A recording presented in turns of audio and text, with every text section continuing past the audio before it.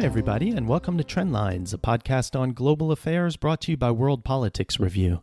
I'm Judah Grunstein, WPR's editor-in-chief, and I'm joined today by WPR associate editor, Elliot Waldman. Hi, Elliot.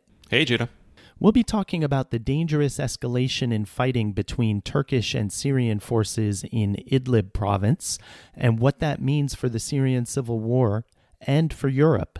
Before we get started, just a quick reminder for everyone listening that the interview episode of the podcast went live Wednesday.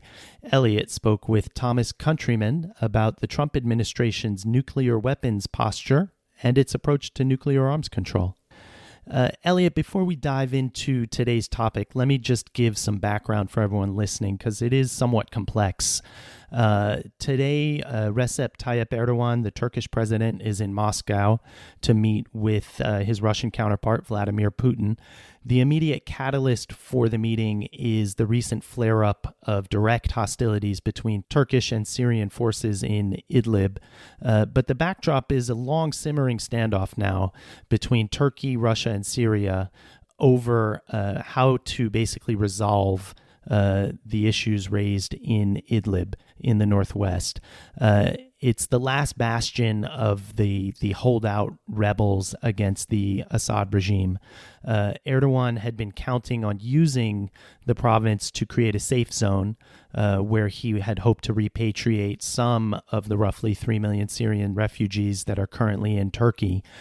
Syrian President Bashar al-Assad has been seeking to retake Idlib and crush those last holdout rebels, some of which are actually backed and supported by Turkey.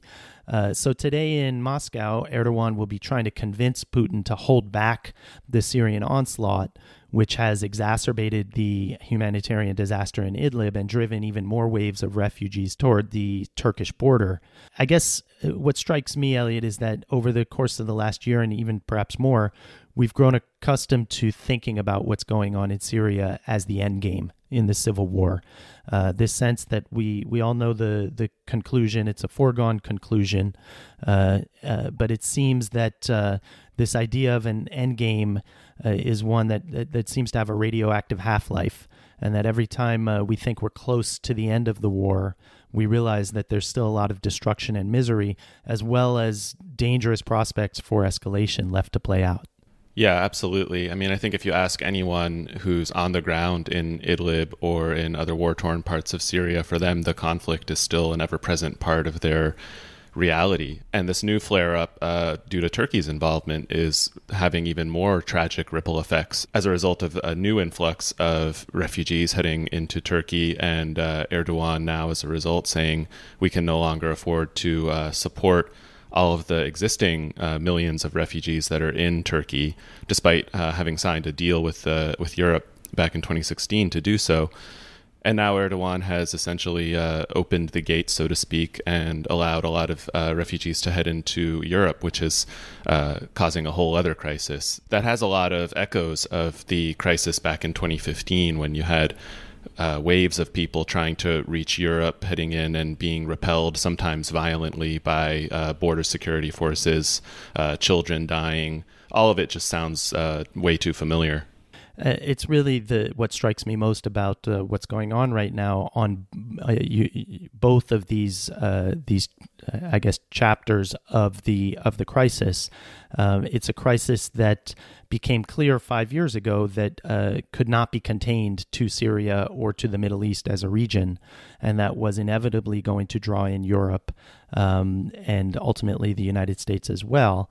But Europe most directly through the refugee crisis. And at the same time, I guess what's happening this week shows also the degree to which so little has actually been fundamentally resolved. I guess with regard to the actual civil war in Syria, over the course of now 9 years, and it's to me somewhat astounding to think that the civil war has been going on for that long. Over the course of the fighting, the conflict has created all of these very strange bedfellows, where you had Turkey targeting Syrian Kurds who were the primary partners on the ground for the U.S.-led coalition in the fight against ISIS. You had, in some ways, the spillover effect of ISIS in Iraq, for instance, causing the U.S. and Iran to support the Iraqi government in fighting ISIS there. In Syria, it was more contained and compartmentalized as the U.S. tackled ISIS in Syria, while Iran and Russia propped up the Assad regime. I guess it has become clear over the course of the last several years that Assad will survive. But I guess what everyone anticipated was that the most complicated phase of the fighting would be this final shakeout and consolidation, because this is where those odd bedfellows become partnerships that are less and less sustainable. And I guess this idea that Assad will survive, there's been this assumption that he'll be, almost a proxy for Russia and Iran, but he doesn't really give any indication that he sees things that way, even though they have been his two principal benefactors. So he's a wild card. So it's not really even that clear whether Putin at this point can actually stop what he does on the ground there in Idlib. And then I guess also over the course of the last several years, Erdogan has really sought very actively to ensure that Turkey's interests wouldn't be ignored in this phase of the conflict. And I guess what we're seeing right now in Idlib, also in the northeast of Syria, is the final armed negotiation of just what this all means. Until now, Turkey has largely played a game of brinksmanship, staring down even Putin at one point, shooting down 2 Russian jets. He bluffed U.S. President Donald Trump into pulling back U.S. forces in northeastern Syria that had been operating with the Syrian Kurds there. The big question mark right now is this brinksmanship? Who's bluffing? And if people start calling bluffs, what that means in terms of the fighting in northwestern Syria, and whether that now actually would go from being a civil war to actually a regional interstate war. Certainly, I think it's easy to wonder whether Erdogan has gotten in over his head in Syria, especially with the dozens of Turkish soldiers who were killed recently in fighting in Syria that, as Frida Giddis wrote in her column this week, isn't exactly clear where it came from. It could have been Assad's forces. They could have been backed by Russian forces. It could have come from Russian forces directly. And this is not an easy thing for Erdogan to juggle domestically.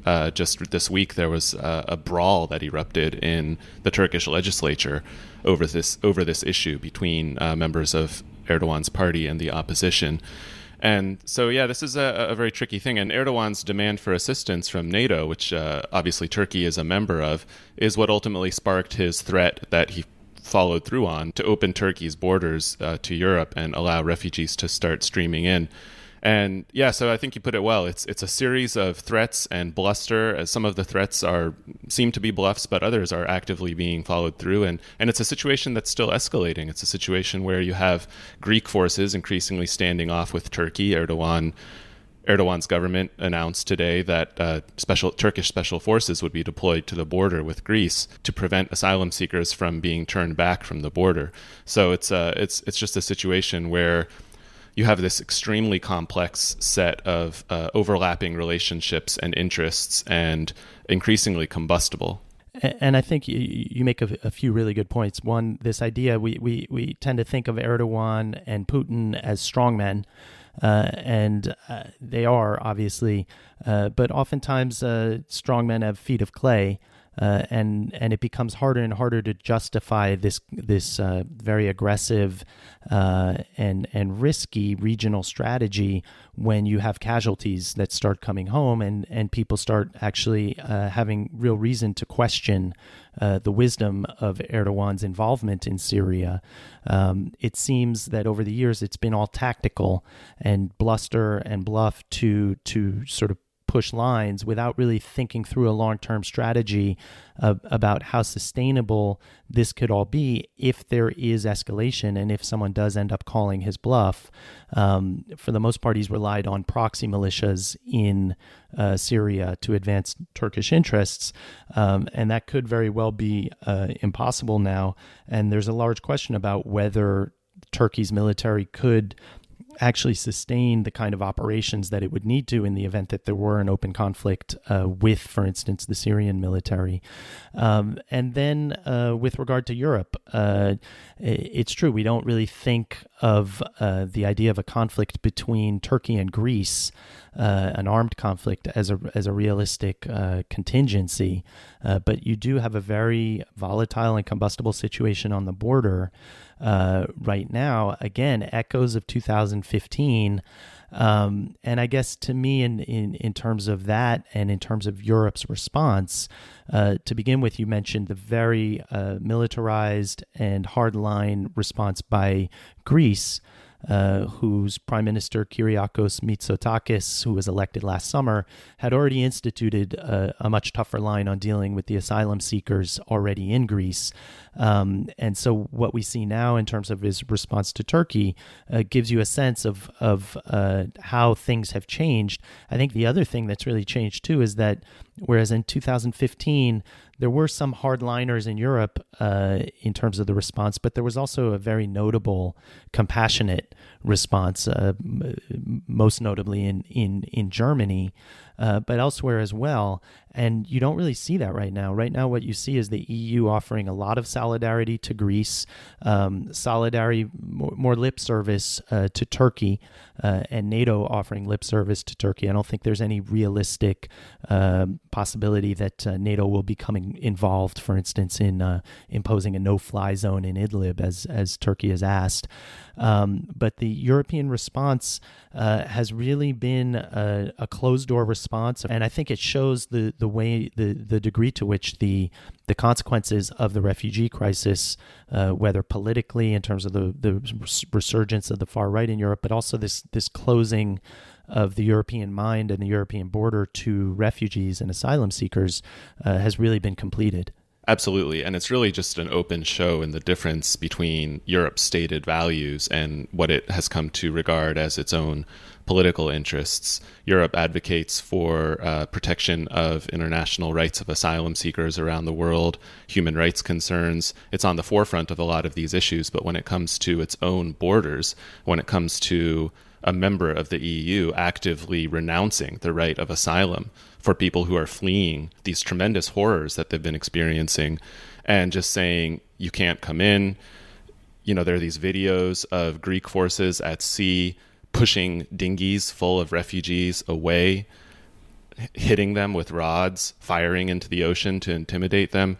These are not things that a country or a European Union that actually follows through on its stated values would do. So you're right, it is not a very good look for Europe. That said, there is a little bit of a point to what Europe is saying, that Turkey is essentially blackmailing Europe by trying to hold this threat of a flood of refugees into Europe just in order to achieve its own strategic gains. I mean, it's essentially Turkey weaponizing the grief and the desperation of Syrian refugees and refugees from other places in order to achieve its own strategic aims. So there's really no shortage of just cold-hearted calculation that totally ignores the real suffering of the refugees on either side.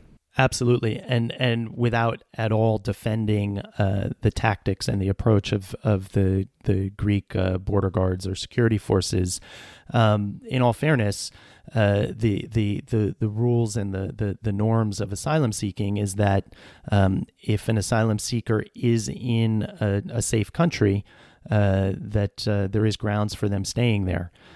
So the idea that suddenly in the last week, Turkey became an unsafe country for the Syrian refugees that have been there for the past 3 years is a little far-fetched. So clearly Erdogan is weaponizing the crisis, as you said. And at the same time, you're absolutely right in terms of the look for the EU. In a lot of ways, what we've seen over the past, 5-6 years, maybe a little longer, is this growing adoption of this outsourcing of refugees and refugee crises. We saw it start really in Australia, where they began sending people who arrived by boat refugees who arrive by boat to some of the Polynesian islands. And outsourcing there, creating humanitarian conditions that were catastrophic in the process. And then you saw Europe embrace that solution with Turkey and also other African and North African countries that have pretty spotty human rights records. So when you see, for instance, Remain in Mexico, which is the Trump administration's version of that policy on the southern border with Mexico, by sending asylum seekers either back to Mexico to await hearings or else sending them back to other countries in Central America that they might have passed through to reach the border, that really has its origins first in Australia, but also in the European approach.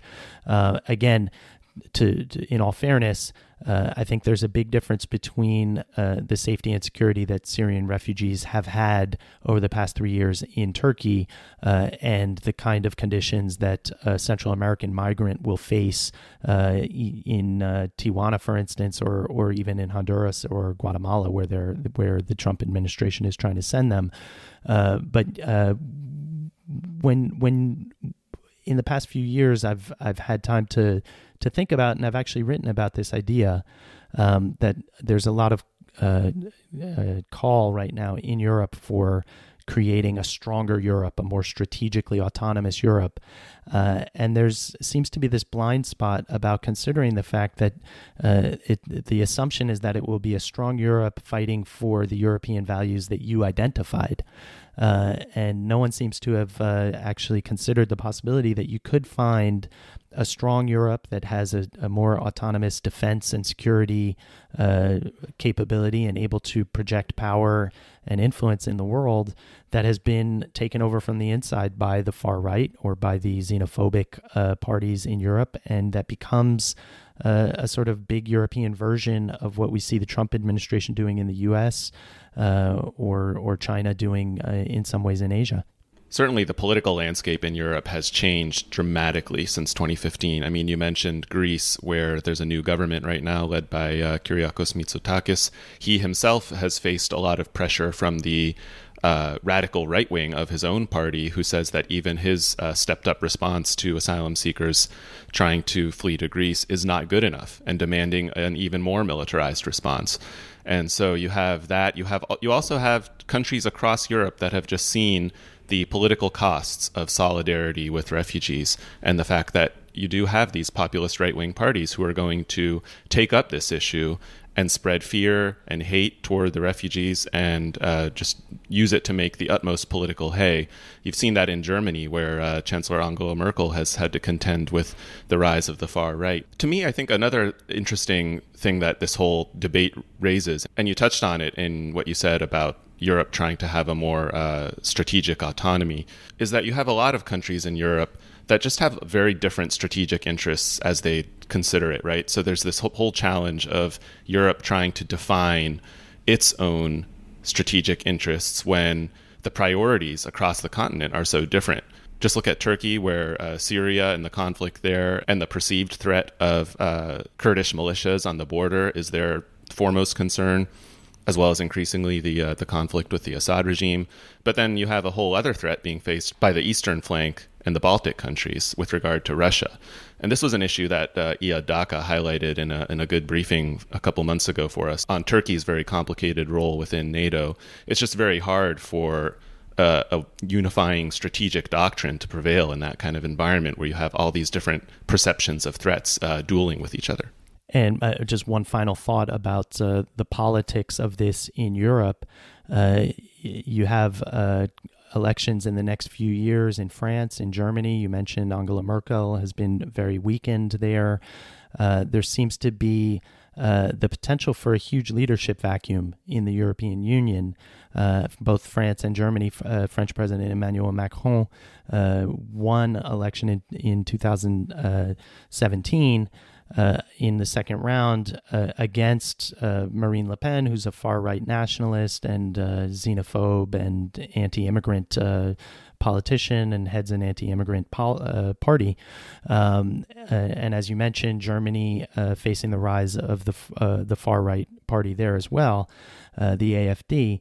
So there's still a lot of uncertainty politically at the heart of Europe with regard to this question. And if we see now, because of the ways in which none of this was resolved over the last 5 years, whether we're talking about the refugee crisis itself or the Syrian civil war, we could be looking at in a few years' time a political chessboard within Europe that has been radically transformed in a way that changes in significant ways, in fundamental ways, the European identity in terms of European values and how Europe engages with and relates to the rest of the world. All right, time to highlight some WPR articles for everyone listening. Which one did you want to mention, Elliot? Stuart Patrick's column on a growing movement to reframe the notion of sovereignty in an era where we face increasingly existential threats to global commons like the Amazon rainforest in Brazil, for instance, where you have President Jair Bolsonaro insisting that Brazil can do whatever it wants with the Amazon,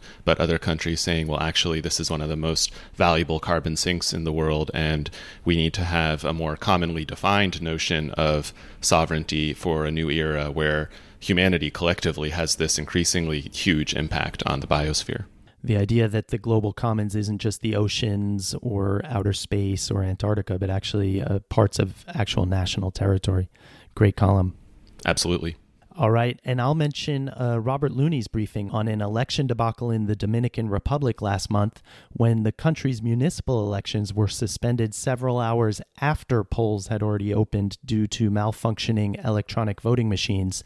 That triggered widespread outrage and protests calling for the resignation of the Electoral Board's members and guarantees that the upcoming presidential election in May will be free and fair. As Bob writes, quote, "On first glance, the demonstrations may seem like an overreaction. Technical problems often pop up in elections around the world without sparking such a massive and prolonged outcry. More fundamentally, though, the protests are rooted in widespread perceptions of extensive corruption and a history of electoral manipulation," unquote. Yeah, there's a good chance that some of our listeners have come across these protests. They've spread across the Dominican diaspora to global cities like Toronto, London, Boston, Madrid. I'd have to mention New York in there as well. Absolutely, yes. Can't leave New York out. All right. Two things I want to mention before we get to the Who Said That segment. First, if you'd like to stay up to date on everything we cover at WPR, go ahead and sign up for our daily newsletter at wpr.pub/trendlines. In addition to free access to selected articles and a rundown of everything else we've published, you'll also get a promotional code for a 25% discount if you decide you'd like to take the next step and subscribe to WPR. Again, the URL is wpr.pub/trendlines. And second, if you'd like to drop us a line with questions or comments, you can email us at podcast@worldpoliticsreview.com. All right, time for Who Said That? Elliot, what do you got for me? The problem with the United Nations is that either it's not used or it's misused by member countries. Ah, that's a good one. That's a good one because it could be, actually, the phrasing of it, I'm going to say it's a supporter of the UN, but I can't actually identify who it is. That was former United Nations Secretary General Javier Perez de Cuellar, who died this week at the age of 100. And I actually cheated a little bit because that quote was from the 1980s, after he had finished his first year as Secretary General. But a very interesting figure, and one that I didn't know a lot about until I read a column that Richard Gowan had written for us on his very unique brand of diplomacy. All right, here's mine. I'm going to blank out something that might give a hint of where this is or where it isn't. Here we go. I have decided not to be a candidate in the blank presidential election and to transfer power to a new generation. Man, there's so many of these different elections across the world that we're covering, and I've been reading so much about the U.S. election here that's kind of all I can think about, but I'm guessing it's not. Sadly, it's not. There will not be a transfer of power to a new generation in the U.S. This time around. That's Côte d'Ivoire's president, Alassane Ouattara, announcing he will not seek a third term in the country's October 31st election, allaying fears he would defy the two-term constitutional limit, but creating a power vacuum ahead of what could be a very divisive contest. kind of refreshing for a leader in the region these days to refuse to seek a third term. Agreed. All right. Great stuff. Thanks, Elliot. All right. Thanks, Judah.